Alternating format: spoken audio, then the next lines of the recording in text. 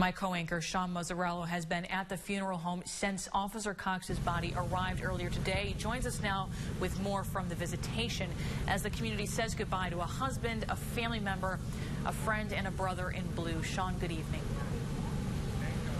Good evening, Kristen. It's amazing out here. It has not stopped for 3 hours at this visitation.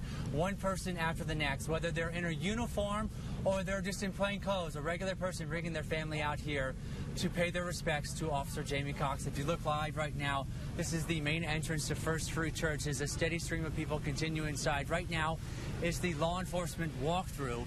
So they will be letting law enforcement officers walk by the casket of the fallen officer.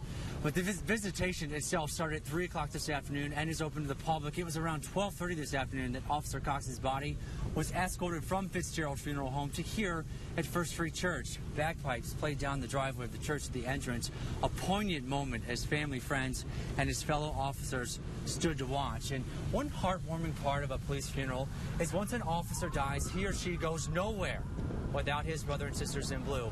That was the case last Sunday when Officer Cox's body was taken from the hospital to the coroner's office. And then again on Monday when Officer Cox's body was moved from the coroner's office to Fitzgerald Funeral Home. And again today when Officer Cox's body was escorted by about 25 police cruisers. It was about a 4-mile journey to the church. The procession happened all along Mulford Road. And in just moments ago, Illinois Governor Bruce Rauner arrived here at First Free Church to pay his respects to the fallen officer. A spokeswoman telling us he was not going to stop to the media, but he was here to talk to Officer Cox's family, friends, and Rockford law enforcement to say that the state of Illinois supports them during this time. He, of course, ordering all flags be flown at half-staff Illinois agency buildings until Saturday at sunset. We do want to remind you there are still about 3 hours if you want to come by the visitation for Officer Jamie Cox. It ends at 9 o'clock. But right now, this is the point where they're in the law enforcement walkthrough. So if you've ever seen a funeral service of an officer before, this is the point where one by one, the Rockford Police Department officers will walk by their fallen brother and tell the family what they think. Privately speak with Officer Cox as they move through that line. So they're going to close the doors and not actually let people in. That's just so people aren't moving in and out of the church during the walkthrough. Now, once the walkthrough is done, the church doors will be opened back up. And again, you have until 9 o'clock. And tomorrow is the funeral for Officer Cox. About 12 hours after this visitation ends, the funeral picks up here at First Free Church. It begins here. The public is invited to attend. But out of respect for the family's wishes, we will not have cameras inside during the service. Afterward, there is going to be a police procession that will take Officer Cox to his final resting place. And we have been told it could be upwards of 3,000 police cruisers from all over the country. That's why if you come to the funeral tomorrow, you're not going to be able to park at First Free. You have to go across the street to City First Church, and that's where they're going to shuttle people into the funeral service. So that's a very important note. That just changed an hour ago. But look at this procession map. It's going to start south on Mulford Road, down East State Street to Springfield Avenue. It then loops back around, weaving through several streets in Rockford until it eventually ends at Newburgh and South Mulford Roads. We know many of you are planning to be out there along the route with your blue lights, with your flags to show your support, and be sure to join us tomorrow. We're going to have comprehensive live coverage of the procession across the city of Rockford. 13 WRX will have 12 cameras stationed around town to bring you live coverage from stops along the route. Our live coverage on air and online begins as soon as the funeral inside First Free Rockford ends. Respect, remembrance, and peace. That's what we're seeing out here tonight, and that's really what we've seen for the last 5 days for Officer Cox from the community. A prayer vigil was held Monday night. It was the first one of many, but it was at the Unitarian Universal Church on Turner Road. That's where the crash was Sunday morning. Dozens of Rockfordians joined together to pray for Officer Jamie Cox there. And those in attendance, the people who were there, say they feel it was necessary for the community to come together right away and unite after that tragic incident. The very next day, another vigil as families, city officials, police, and the community grieved together near the Morgan Street Bridge. At that time, we heard from Police Chief Jan O'Shea and Officer Adam Cox, Jamie's cousin. He spoke about their gratitude to the community for the outpouring of support, saying they would not have made it through this week without the help of the community. And this week, Mayor Tom McNamara ordered Rockford City Hall, the Morgan Street Bridge, be lit blue to pay tribute to Officer Cox. At City Council earlier this week, McNamara said he's talked to many fellow officers who tell him Cox was a tremendous officer who always stepped up to the plate and took on extra duties. Mayor McNamara is saying the community needs to think twice, not only about the dedication these first responders give to the community, but also the dedication of their family members.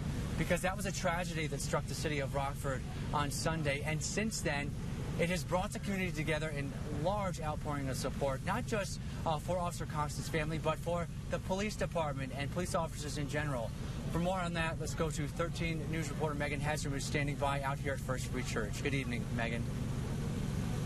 Good evening, Sean. If you've driven around the city in the past few days, you may have noticed a common color. The city is lighting up blue in honor of a blue life that was lost in the line of duty. Both the Rockford Police and the community are not allowing Officer Cox to go alone.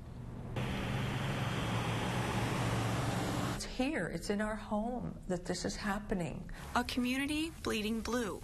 This very sad occasion for our community.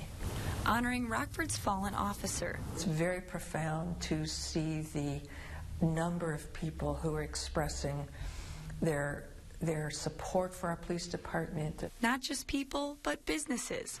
Workplace is one of those businesses showing support with its sign draped in a black banner marked with a thin blue line.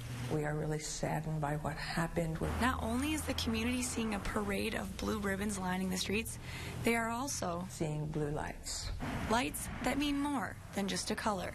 Is a symbol that we want to back our police officers. For Ken Taney, it's also a sign of gratitude for Rockford Police. There are some people that really really appreciate, what they do. A community backing stretching for miles in hopes of keeping Officer Cox's memory alive. We don't have to let go of what he stands for and what his commitment to life in our community was.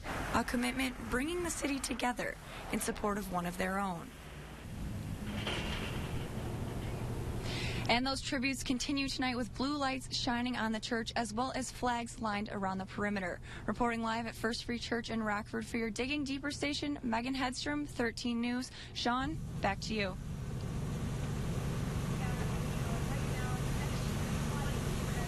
Thank you, Megan. As you just mentioned, the community continues to show support with these blue lights. One right over here, I saw them put it up when this visitation first started, and now look at that powerful image here at the main entrance, going blue for police officers. Many businesses are getting in on this and helping people do that, putting on their porch lights and their lampposts by giving them free blue light bulbs. The Home Depot in Machesney Park actually today donated 200 LED light bulbs to the Winnebago County Sheriff's Office today to pass out. The bulbs are free and available to anyone who hasn't been able to get them yet. You can pick one up at the front desk of the County Justice Center. Meanwhile, a local store also giving away free blue lights. Visions Lighting on Riverside Boulevard giving away blue bulbs in exchange for a monetary donation. They say they still have about 300 left to give away at this time. All donations that are collected will be given to the family of Officer Jamie Cox at Alpine Bank.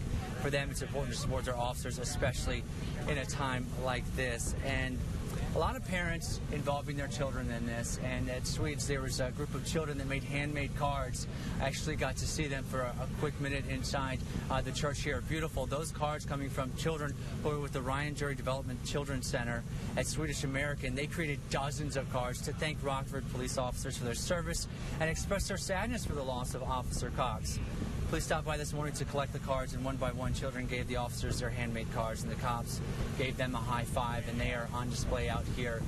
So, Kristen, to wrap things up, emotions are high, spirits are high as well, because the community has really come together in all this, and I think every time I see a police officer go by, they are obviously sad by what's happened, but they are just, I think, astonished by the way the community has come together, and that this visitation, 6 hours as it may be, Kristen, is far from over and far from people not coming. So 3 more hours, and we'll be out here for that.